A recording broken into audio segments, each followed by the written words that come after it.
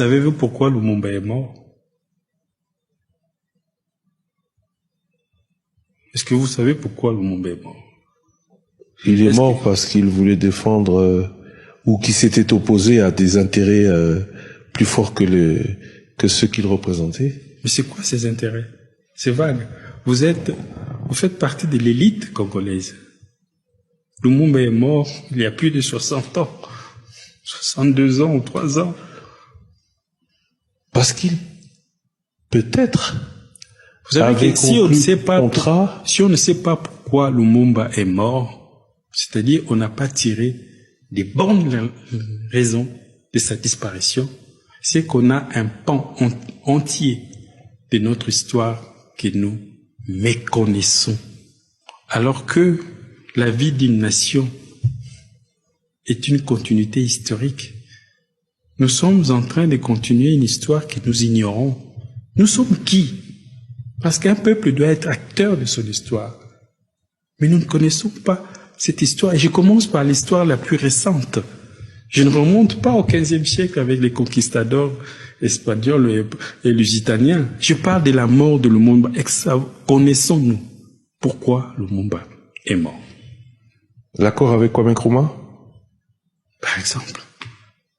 Vous savez, Lumumba arrive, il est Premier ministre. La première chose, il fait une tournée du 2 au 8 août. Les 8 août, là je vous parle des témoignages, nous sommes dans l'émission témoignages, que m'a confié mon grand-père Mathias Kemichanga, qui avait accompagné Lumumba dans sa tentative d'exfiltration vers Kisangani. Ils se sont retrouvés à 3, 4 dans la pirogue qui traversait la rivière Kwilu pour aller de l'autre côté et continuer sur Kisangani. Ils étaient à 4. Il y avait lui-même, Patrice Emery Lumumba, Pierre Moulele, un autre combattant, Vincent Lubuma, je crois, et mon grand-père Mathias Kemichanga. La nuit à 23 heures, la nuit du 1er au 2 décembre 60, il dit à mon grand-père, « Tu sais pourquoi les Occidentaux s'acharnent sur moi?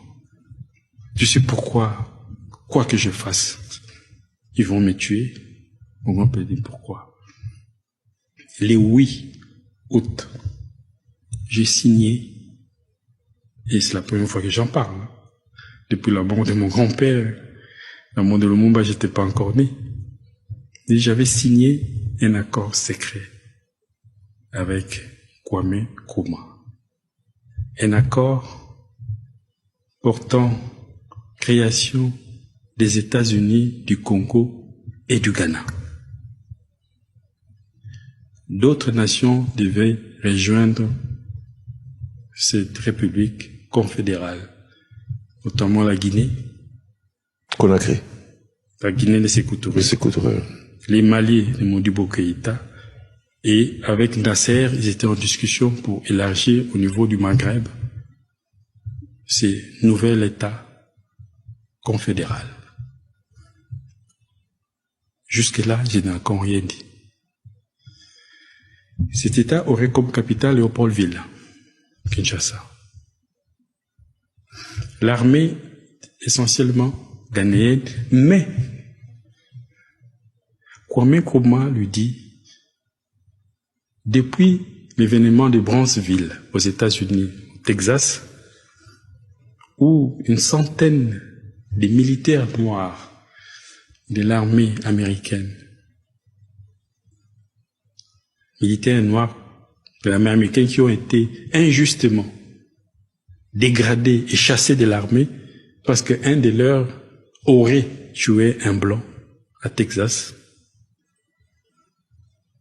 Il y a un mouvement que Marcus Garvey avait lancé, Back to Africa, Retour à Africa, et des militaires veulent rentrer en Afrique. Et ces militaires-là vont former les contingents des grands officiers de l'armée confédérale du Congo et du Ghana. C'est là où les ennuis de Lumumba commencent. C'est que cette république nouvelle, la République fédérale nouvelle, pouvait avoir une armée forte, renforcée par des guerriers afro-américains. Alors que l'ossature de base était déjà l'armée ghanéenne qui était en place depuis 1956.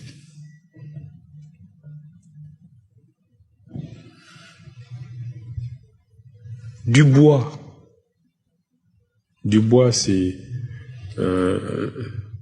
un Afro-Américain qui était secrétaire général du premier congrès panafricain en 1900, mais qui fréquentait beaucoup Kwame Nkrumah.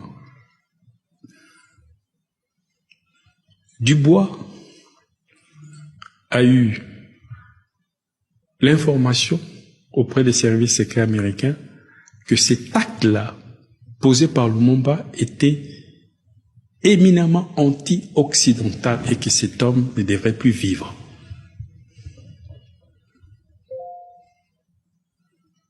Donc nous devons aujourd'hui savoir si Lumumba est mort, c'est parce qu'il avait compris que la survie de la RDC dépendait